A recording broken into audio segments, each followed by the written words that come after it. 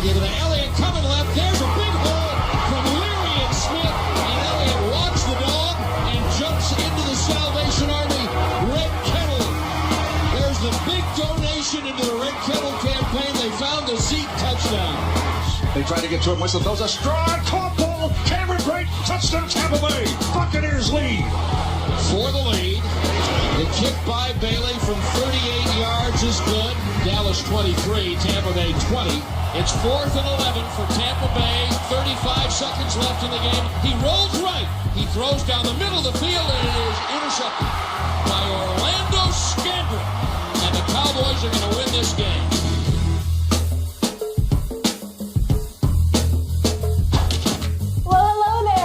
First Take on a Monday. Thank you so much for hanging with us. Hope you all had a wonderful weekend. Max Kellerman, Stephen A. Smith are back, and so is Donovan McNabb. Full house today, What's just up, how dude? I like it. How we Let's doing? do it. Let's do it. Let's do it. I heard there was something you wanted to talk about real fast. I had a great weekend. Cowboys kind of ruined it. Yeah. But even Kind of before in the pattern. that, Bernard Hopkins, great job calling the fight.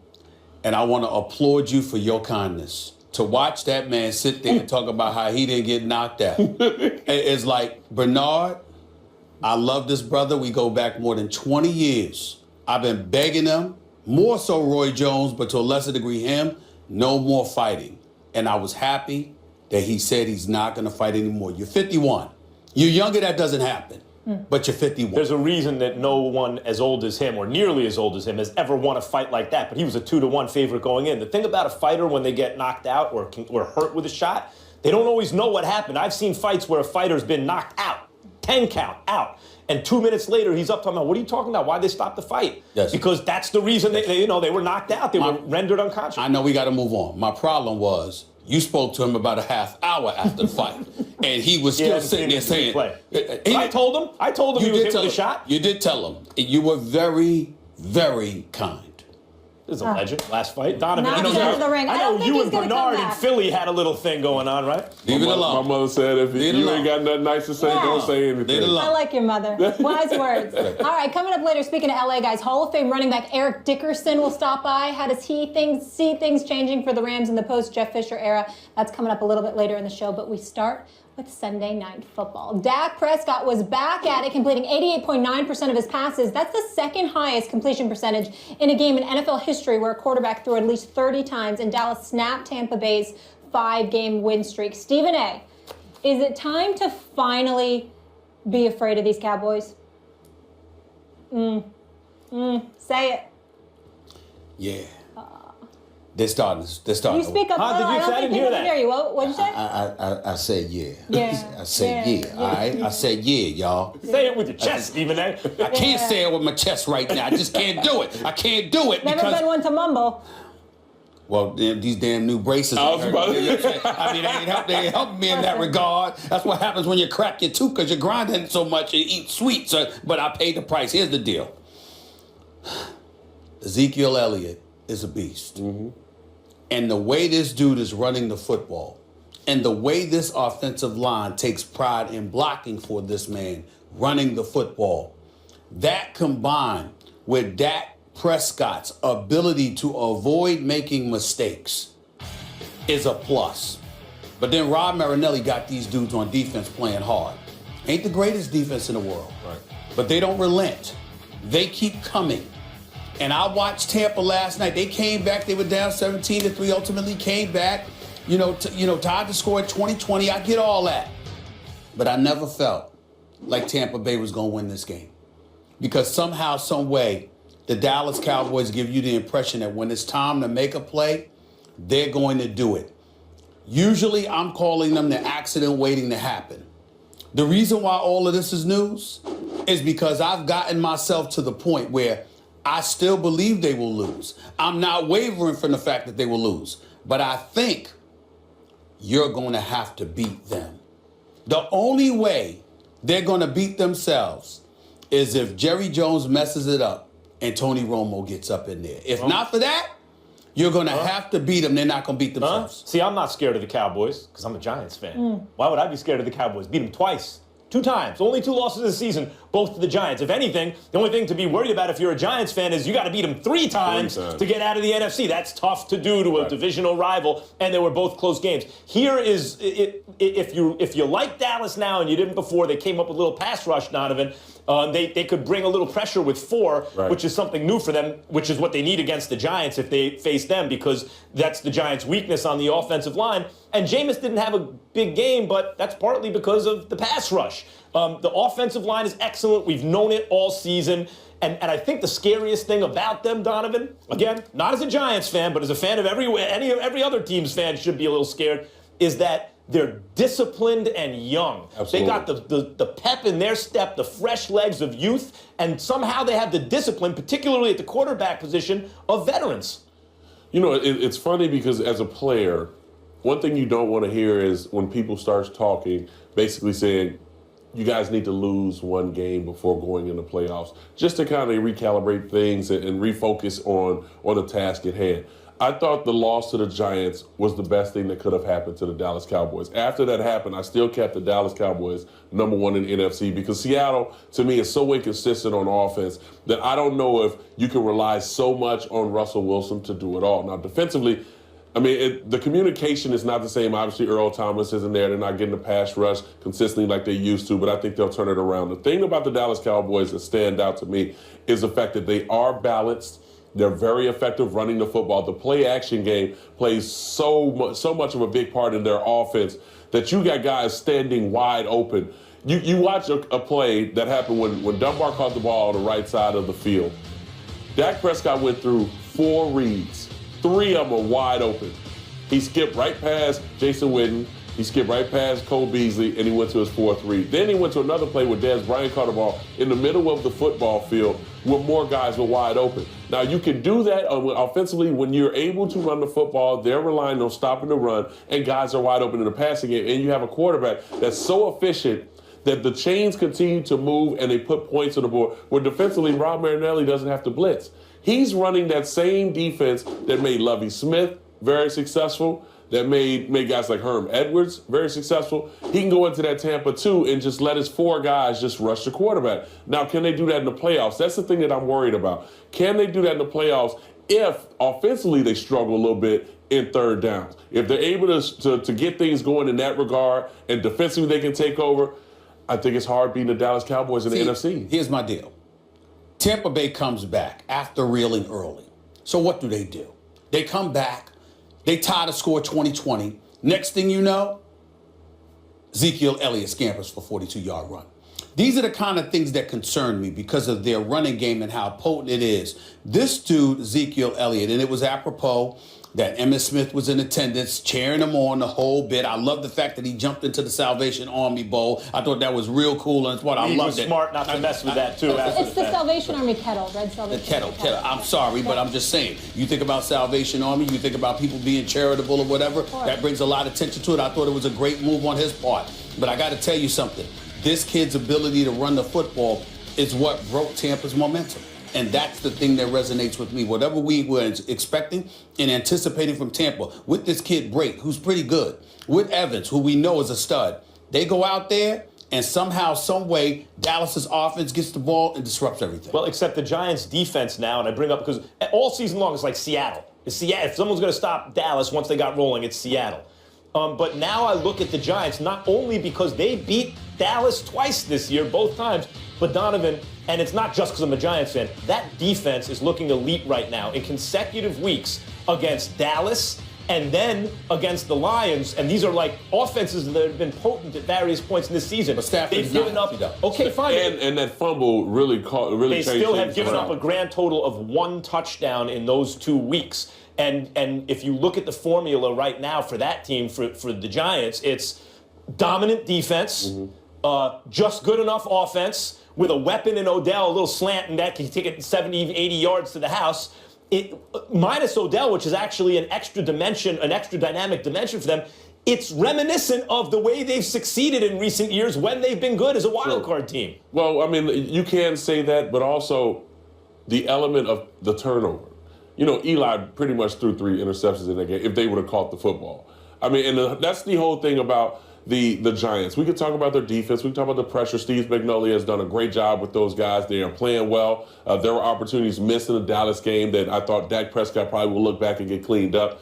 I'm sure they'll utilize Dez a little bit more when they on different routes. Now, he's not a route runner, so that means everyone else is going to have to elevate their game. But it's hard to beat a team 3 times in a row. Yeah, that's the issue. And the whole thing about it, and they're going to have to play in Dallas.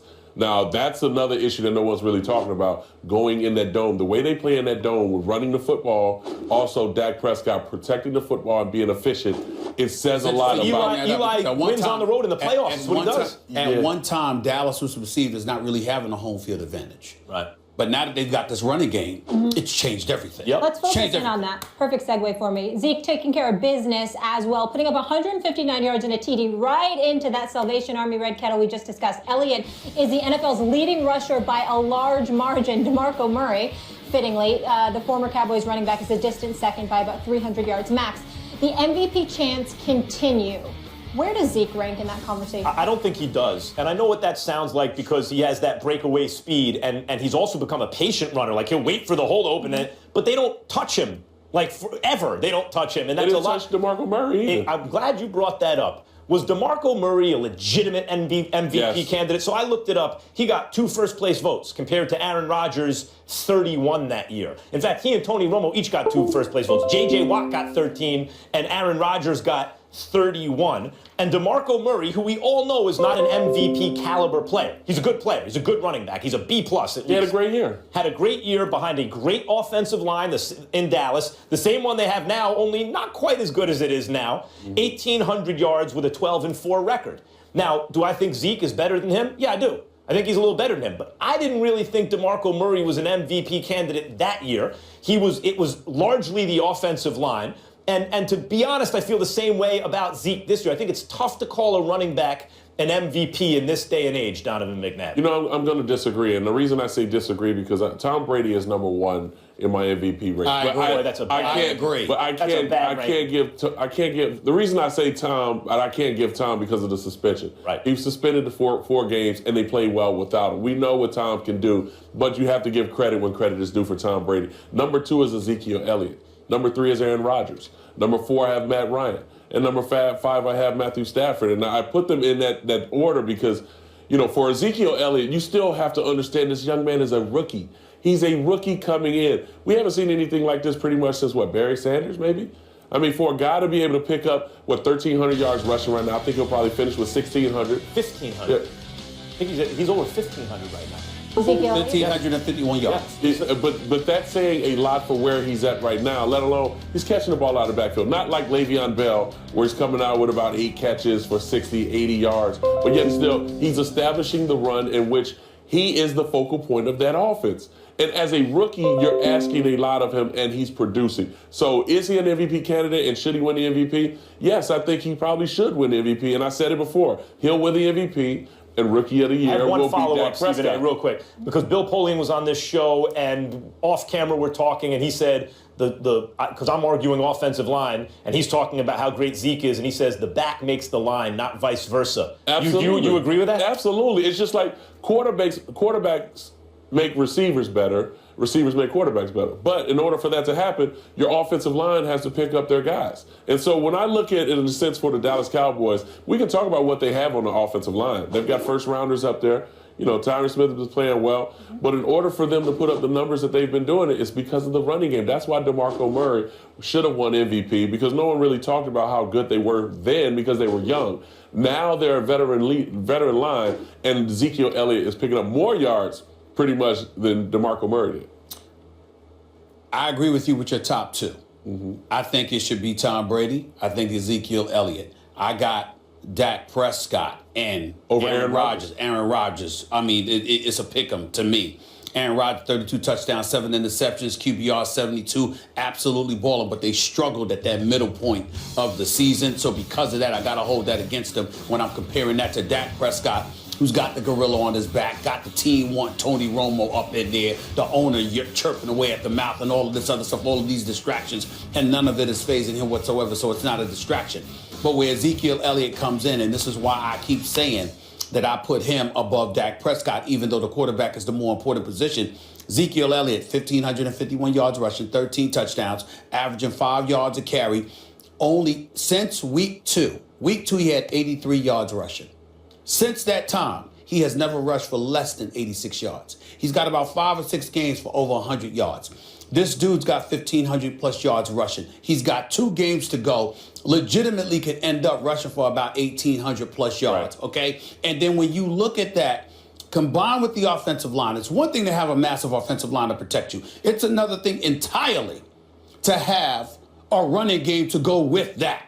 And that, to me, takes a boatload of pressure off of Dak Prescott, which is why I could take a little bit away from Dak, give a little bit more to Ezekiel Elliott, and that's where I'm at. But I really don't understand these arguments. First of all, he's not the best player at his position, Zeke, and I don't mean to hate on him. He's been amazing. But Le'Veon Bell is better than he is. I mean, he's just better. Now, he missed 4 games, so he can't be in that MVP conversation. And he hasn't always performed better because Tomlin and them didn't give him the ball enough. Right, okay, fine. And they use him as a receiver. Exactly. Okay, but that's part of his value. We're not just judging him. You can only be the MVP if you're used as a pure running back, as a halfback. You know, and part of Le'Veon Bell's value is to be everywhere. Okay, and he missed 4 games. He was suspended, so by my Tom Brady argument, he's out of it anyway. My point is, when you're playing a less important position and you're not even the best player at your position, very tough for me to call you MVP, particularly when we see a guy who we see doesn't have MVP talent in DeMarco Murray being considered that way because he ran behind the same offensive line. But my response to your argument is that you're looking at overall talent as opposed to production. What I'm saying is that the production this year, Ezekiel Elliott has been more productive than Le'Veon Bell. And that might not be Le'Veon Bell's fault. The suspension might be, and then after that, Todd Haley and Mike Tomlin's usage of him may factor into the equation. But there is no doubt that Ezekiel Elliott has been more potent this year but than Le'Veon Bell. I don't have either one of them in my top 5 MVP. MVP in the NFL right now, unless you get some kind of a weird season from a dominant player,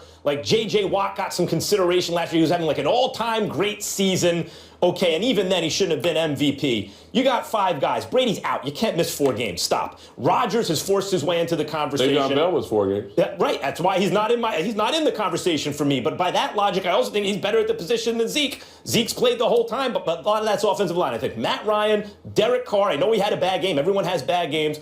Aaron Rodgers, Matthew Stafford, and Dak Prescott. If you want to take someone off the Cowboys, why wouldn't it be the quarterback who has so much more responsibility than the running back? I know in the offense, Zeke is featured and he helps Dak do what he does, but Dak is still the quarterback of the Dallas Cowboys, who's led the league at times this year in QBR and lost 2 games all season. Well, I'm glad that you brought that up, and we'll stay with the Dallas Cowboys. The year that DeMarco Murray won MVP, you could have easily put Tony Romo in there for the numbers that he had. I mean, for his third down efficiencies, for the completion percentage, yards completion, the things that Tony Romo struggled a little bit throughout his career. He had an excellent year. That year, it's about production in the year. The thing that I've always had a problem with MVP is it's just like the Heisman Trophy.